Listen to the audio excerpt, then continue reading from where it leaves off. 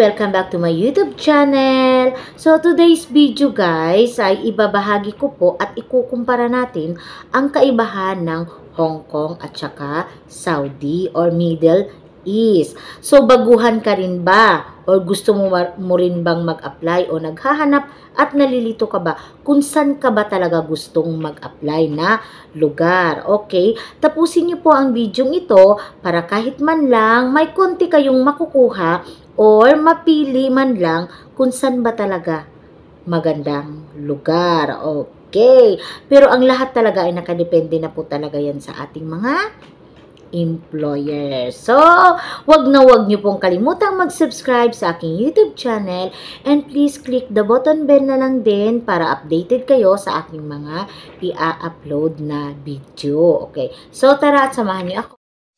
Okay, simulan na natin. So, unahin natin yung Hong Kong. Okay. Ang una po natin pag-uusapan ay syempre, ang gastusin. Okay. Dito po sa Hong Kong na gastusin is lahat-lahat ng gastusin po natin mula sa piso hanggang sa 50,000, okay, or 40 to 50,000, atin po yan. Okay, take down note, tayo po ang magbabayad sa lahat ng requirements na kailangan para makapag-apply tayo sa Hong Kong. Okay, dito naman tayo sa Saudi. So, lahat po ng gastusin ay gastusin po yan ng agency mula sa LSO, NBI, Medical, TESDA, OWA, lahat po. At kapag swertehin tayo sa ating agent, sila po ang magbibigay ng ating pamasahe at saka food allowance. Okay, sana po naintindihan nyo ang mala shortcut kong explanation sa Hong Kong at saka Saudi sa gastusin. Okay, proceed po tayo sa sahod.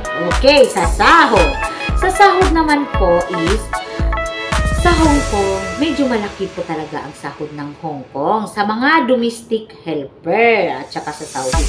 Sa Hong Kong is nasa 35 to 40,000 po ang sahod ngayon sa Hong Kong. O diba?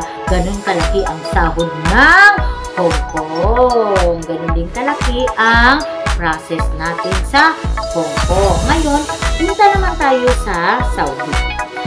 Sa Saudi po is ang agency lahat ang gumagastos, di ba? Ngayon, ang sahod naman sa Saudi ay nasa 1,500 riyal or 21,000 to 22,000 ang sahod ng Saudi. O, di ba? So, dyan pa lang po, mapag-isip-isip nyo na kung saan kayo mag-a-apply. O, di ba? So, punta naman tayo sa ating day off. Sa Hong Kong po is meron tayong weekly day off. O, diba? Ganun kabamis ang Hong Kong. Nagbibigay sila ng weekly day off. Okay. Pero, kapag aalis tayo sa tuwing day off natin, syempre, sariling sikap ang pamasahe dyan, ha? So, walang maghatid sa'yo at wala din magsusundo. Okay. Ngayon, proceed tayo sa Saudi. Sa Saudi naman po is meron po tayong weekly day off sa nakalagay sa ating kontrata. Pero bihira lang po talaga yung mangyayari dito sa Saudi. Yung weekly day off natin. Nakadepende po sa ating employer. Lalong-lalo na po kapag mga domestic helper tayo. Okay. Take down note po yan, ha? So, kapag gusto mo namang lumabas, is kasama nyo po ang driver nyo. Hatid sundo po kayo. Or ang baba nyo or ang madam nyo. Okay. Kaintindihan tayo sa day off, ha? Ngayon, punta tayo sa ating mga rooms. Okay? Mga rooms natin. Sa Hong Kong po kasi, makikita naman talaga natin na masyado po talagang crowded o maraming tao population sa Hong Kong.